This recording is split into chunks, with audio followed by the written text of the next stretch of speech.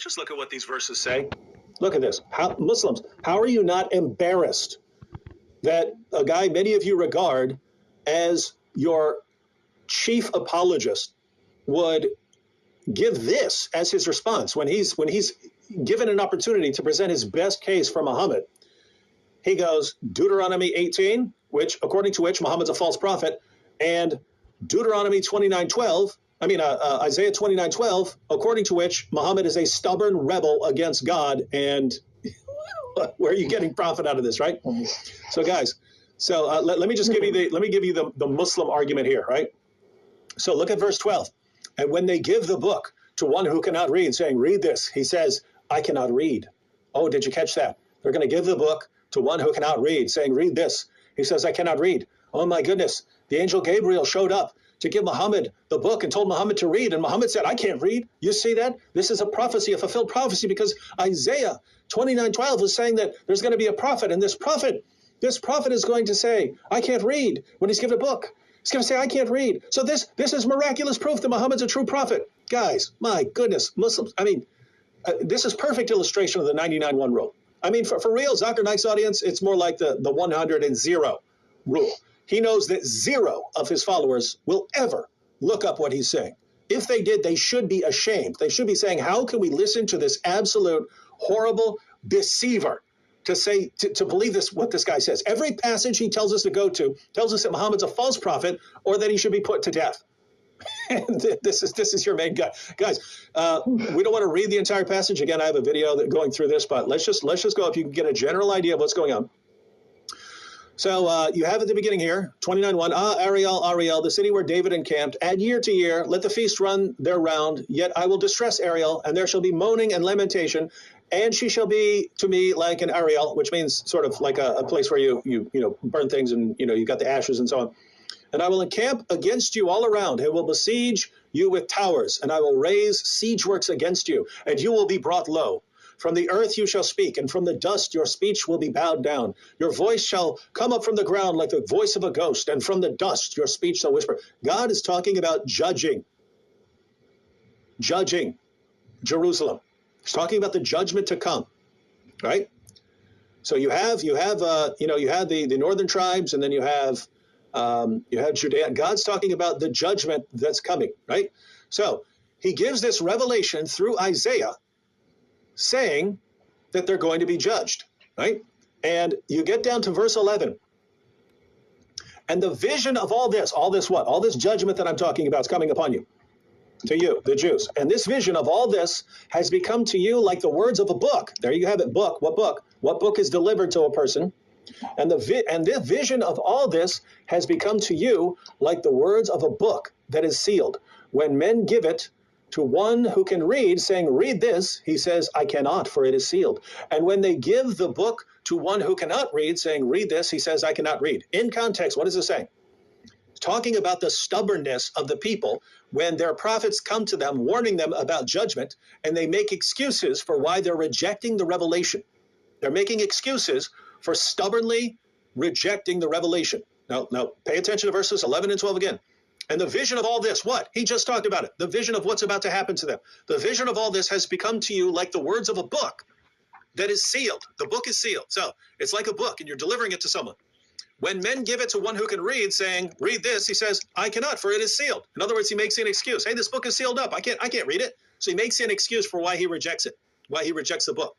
And when they give the book to one who cannot read, verse 12, saying, read this, he says, I cannot read. Who is this talking about? Is this talking about a prophet? No, the prophet is the one giving the revelation, and the people are the one making excuses for why they reject the revelation given by the prophet. So if this is Muhammad, as Zakir Naik claims, Zakir Naik says this is Muhammad right here. He's the one talked about. Well, notice in verse 12, this is not talking about a prophet refusing to read. This is not talking about a prophet making excuses. This is talking about a man who rejects the words of the prophets that are revealed to him, who stubbornly makes excuses for rejecting the prophecies that are revealed to him. So if Zakir Naik wants to say, this is talking about Muhammad, great. Muhammad's not a prophet. He's someone who's in rebellion against the prophets. The prophets have revealed revelations, and Muhammad stubbornly makes excuses because of his illiteracy. he counts this as an excuse for rejecting the true revelations of God. This is Zakir Naik telling you that Muhammad was a stubborn rebel against God, making excuses for why he rejected God's true revelations. I say amen. Amen to this. All right, Sam, what do you think? Just let me add the icing on the cake, because we've already done this. We belabored the point, but for the sake of people, remember this, Christians. Even if you don't remember the context is not a prophecy of prophets to come. Keep this in mind. Would a prophet in the Old Testament prophesy the coming of someone who would contradict their theology? So keep that in mind. If Muhammad is this prophet that Isaiah supposedly announced would come, and it's not, as David showed you, he cannot contradict the theology of Isaiah. So if you're quoting Isaiah, then you're going to have to be stuck with Isaiah. Muhammad says his God is not a father to his people, spiritually or metaphorically. But in Isaiah 63:16, folks, remember this. The God of Isaiah is a spiritual father to his people, and he spiritually begets them, and he preserves them and sustains them as a father does to his children. Here, Isaiah 63:16. For you are our father, though Abraham does not know us, and Israel does not acknowledge us. You, O Lord, are our father. Our Redeemer from of old is your name.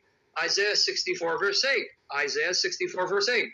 But now, O Lord, you are our son. We are the clay, and you are our potter.